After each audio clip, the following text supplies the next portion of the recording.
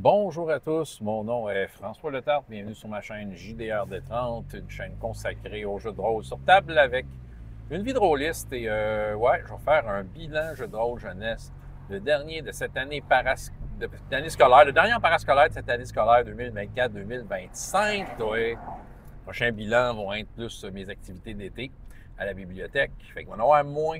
Fait que moins de fréquences dans lesquelles je vous raconte des affaires. Je vais sûrement faire plus un bilan global là, dans mes prochaines vidéos si j'ai le temps.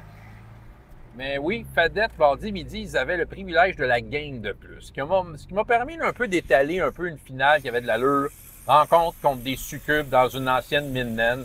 Question de faire le ménage et d'y loger des clans d'orques et d'hommes lézards qu'ils ont récupérés, qui se sauvent d'un envahisseur, d'un tyran qui contrôle les dinosaures. Ouais. Fait que, dans le fond, ils ont fini la bataille contre la succube, qui a été très difficile. La succube a quand même une réduction de dommages de fou, puis c'est juste les armes saintes qui marchent contre. Fait qu'ils ont fait différentes tentatives. Ce qui arrive, c'est que la dernière fois, ils scoraient des gros. Ils ont été chanceux, des critiques, des affaires la même. Fait qu'ils scoraient beaucoup de dommages contre la succube. Fait que, tu sais, oui, elle perdait des points de vie là, après sa réduction de dommages, mais c'est ça. Là, sauf qu'aujourd'hui, il scorait bien, mais il ne roulait pas des gros dommages. Là, ils se sont aperçus que ça faisait pas grand-chose. Il y a juste un des personnages qui s'est aperçu que sa flèche était probablement une flèche sainte. Il a découvert que c'était de la déesse Arwende, une déesse de la chasse. Bon. Puis le prêtre du groupe s'est mis à vouloir bénir les armes aussi. J'ai fait un petit bypass de fin d'année, genre qu'il n'y a plus de bénir à distance une arme. Parce qu'il était dans le coin d'une mine naine, puis le dieu des nains, Joel, il y en a bien son plein son casse d'avoir des succubes dans sa mine. Fait qu'il a comme un peu poussé la patente. J'appelle ça le lousse de fin d'année. Souvent, la dernière game, on s'entend, j'ai quand même tout de même juste 45 minutes pour faire une grosse finale épique tout le temps. T'sais. Même si eux autres, j'ai eu le temps un peu d'étaler la chose avec la game de plus. Reste que, tu sais, souvent, le fait qu'ils rataient des gens, en fait, ralentissait le processus. Puis, mais c'est ça. Fait que là, ils sont mis à explorer la mine, vu qu'ils ont tué la succube, puis s'apercevoir que dans le tréfond de la mine, il y avait encore les échafaudages en bon état. Il y a surtout un mécanisme avec un lance-harpon géant. Et à côté parmi les harpons, il y en avait un qui était fait en négarite. Ce qui était très utile parce que l'elfe noir, la dernière fois, elle s'est fait pas mal brûler. C'est ça. Puis elle s'était pitchée dans l'eau la dernière fois pour brûler son stock. On a fait un peu des gestes à voir s'il y avait des trucs. Elle a perdu son arc et ses flèches qui ont brûlé. Fait qu'elle a décidé de se rendre vers l'arbre d'or qui était planté un peu plus loin pour aller puiser sa puissance parce qu'elle s'est aperçue qu'il y avait des dragons qui tournaient au-dessus de l'arbre d'or. Ça, c'était à la demande de Chimie, la nouvelle déesse, pour qu'elle ait pollinisé. Pour moi, c'était un point important parce que si les dragons, en quantité, pollinisaient, ça faisait qu'il y avait un territoire très puissant d'elfes et que là, le monde était sans dessus-dessous. Ils ont commencé à polliniser et à décider d'essayer de détruire l'arbre d'or, ce qui n'était pas facile. Mais les autres, avec le harpon, qui ont réussi à sortir de la montagne avec son mécanisme, ils ont réussi à shotter l'arbre d'or avec le harpon de Négarite.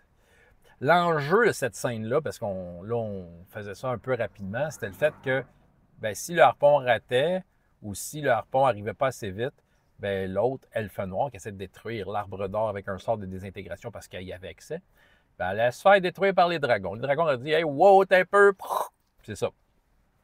Mais finalement, l'harpon a pogné l'arbre d'or. La désintégration a aidé grandement à tout ça. Puis ça a fait en sorte que l'arbre d'or s'est effrité. Il y a quand même quelques dragons qui sont partis avec du pollen de l'arbre d'or, ce qui fait qu'il va y avoir un arbre d'or à un endroit bien précis que la déesse a désigné et qui est quand même très loin de là. Ça veut dire qu'il va y avoir un lieu de pèlerinage assez particulier. L'elfe noir en secondaire 5, barre du groupe secondaire 5, je les ai fait leur cadeau de secondaire 5, je les ai donné chacun des 30. Et oui, pour qu'ils se rappellent de moi tout jamais. Imaginez mon cadeau, c'est un D20, comme je fais à Noël de toute façon. Tu sais, le D20, il se perd parmi les autres. Le D30, là, il se démarque. Hein? Tu sais, veut dire, il est comme le outcast du groupe.